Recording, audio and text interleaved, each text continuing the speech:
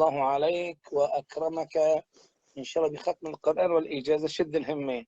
هون بقى بدأنا بالأسئلة، لأنه الأخوات الصغار البنات ما خلوا أسئلة شوي الأسئلة الكبار. مستعد للأسئلة؟ أكيد مستعد، لأنه صرت تعرف الأسئلة. السؤال الأول بابا: هل تعرفت على صديق ثم تركته ولماذا؟ نعم سيدي، تعرفت على أصدقاء كثر في سوريا في حلب، وبسبب الأوضاع تركتهم. يعني صار كل بس شخص هذا في بلد. نعم. تمام. ماذا تنصح أخوك أو أحد أحبابك من الاحتراز من قبل الصداقة؟ شفت أنت جنابك أحد الأحباب، شفت علي، شفت عمر، شفت أحد الأخوة، شفت أخوك الأصغر منك بده يصاحب صديق، قال لك انصحني يا علي قبل أن أصاحبه، ماذا تنصحني؟ تفضل، بماذا تنصحه؟ نعم. أنصحه يعني قبل ما يتخذ أي صديق إنه يشوف هل هو محافظ على الصلوات، هل هو حلو. بار لوالديه، هل هو يعني نعم، يعني نعم، المحافظة على طيب. الصلاة، يكون بار لوالديه، وهل هو يعمل، يعني يكون يعمل ليس عاطل عن عمل. نعم. طيب كويس. متى يطلق على الصديق أنه صديق وفي مخلص بالنسبة لك؟ إيش شروط الصداقة عندك أن يكون مخلصا ووفيا للسيد علي درويش؟ ما هي شروطك للصداقة؟ سيدي، أن أراه في المواقف الصعبة، يعني إذا وقعت في موقف صعب، موقف يعني اللي يتخلى فيه عني، يعني العالم يعرفوني. الكثير. نعم، الكثير من العالم.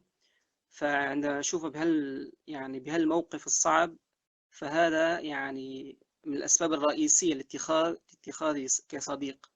وأن يكون محافظ على الأوقات، يعني بالمواعيد، عفوا، يحترم المواعيد. نعم. كان مشكلة في المواعيد اليوم. نعم.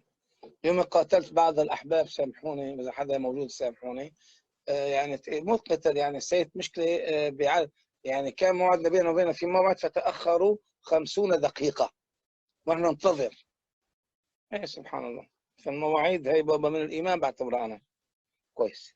هل برأيك يا سيد علي الصديق القريب أفضل أم الصديق الغريب أفضل؟ سيدي، الغريب أم القريب؟ أكيد الصديق الغريب. غريب، وأكيد كمان. لماذا؟ سيدي، يعني مثل ما تفضلتوا جنابكم في البث الماضي، الأسبوع الماضي، إنه الصديق القريب يعني ممكن يمسك عليك شغلة، ممكن يعني. بوقف لك على كما يقول على نقرة. نعم سيدي، بالضبط. هل ترضى لصديق على أساس صديق، هل ترضى صديق خانك أو أزعجك أن ترده إليك؟ وما هي الشروط؟ إذا ردت ترده ما هي الشروط؟ وهل ترضى أن ترده أم لا؟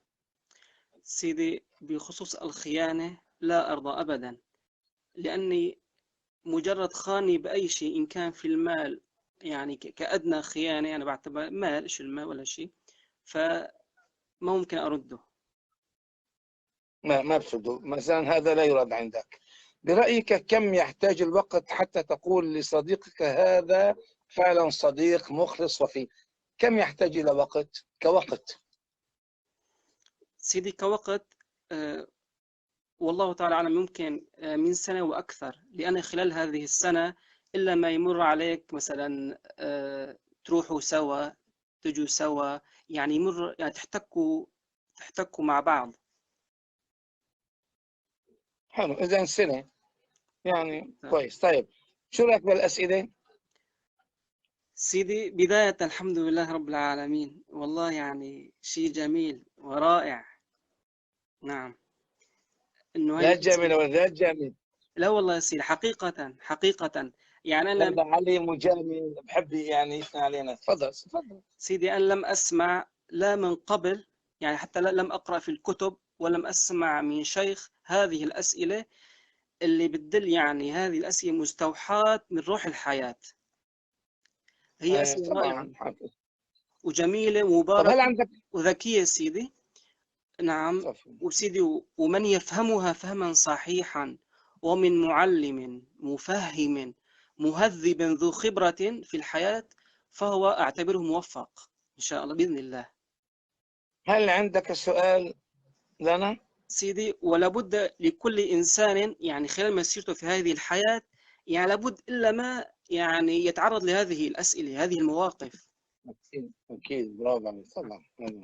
هل عندك شيء أسئلة الله يجزيكم الله خير. لنا؟ الله يجزيكم عنا كل خير. هل السؤال أنا ضفته من جديد، هل برأيك نحتاج إلى سؤال غير الأسئلة هاي؟ أنا عندهم 6 أسئلة، هل عندك في سؤال نطرحه يخص الصداقة؟ سيدي يحتاج إلى تفكير بعض التفكير. السلام عليكم ورحمة الله. شكرا علي، نلقاكم بخير حبيبي. عليكم السلام. السلام عليكم وبركاته. هذا علي طبعا محب هو، فالله يبارك فيكم جميعا. نعم الآن عندنا بقي عندنا طالبين، عندنا بنجرب الآن نور حفاظ ثم